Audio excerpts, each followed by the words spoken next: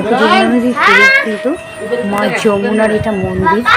আর কৃষ্ণ যে লীলা করেছেন তার সাক্ষী হিসেবে কিন্তু এই মা যমুনার কে সাক্ষী রেখে কিন্তু তিনি লীলাগুলো করেছেন এই ঘাটে, এই যমুনা নদীর ঘাটে।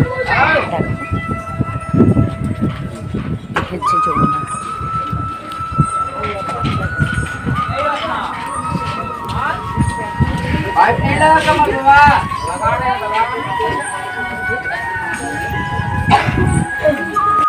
দেখো যমুনা নদীর ভিউটা তোমাদের দেখাচ্ছি, কি অপূর্ব লাগছে। আর এটাকে বলে কেসি ঘাট। দেখো এখান থেকে আমি দেখাচ্ছি, কেসি ঘাট দিয়ে দাঁড়াও, তোমরা বোটিংও করতে পারো। একটুখানি দাঁড়াও, এখানটা কি অপূর্ব লাগছে এখান থেকে যমুনা নদীটা।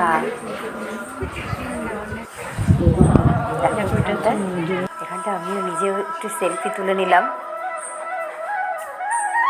এই যমুনাতে কিন্তু আমরা অনেক দিনই স্নান করেছি, যতদিন ছিলাম প্রায় 2-3 দিন স্নান করেছি এখানে।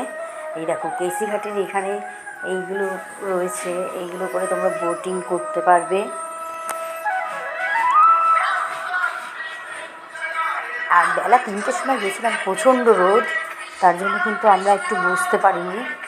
ঘুরিয়ে ঘুরিয়ে যা একটুখানি দেখা হয়েছিল আমাদের, দেখছিলাম চারিপাশটার ভিউটা একটু দেখানোর চেষ্টা করছি তোমাদের। দেখো রোদের জন্য ভালো মতো তুলতে পারছিলাম না।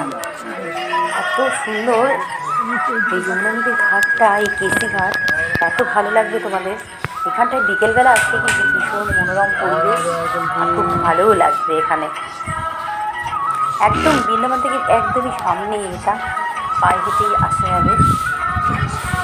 আমরা আমাদের গৌরীয় মঠ থেকে এটা হয়তো 57 মিনিট লেগেছে।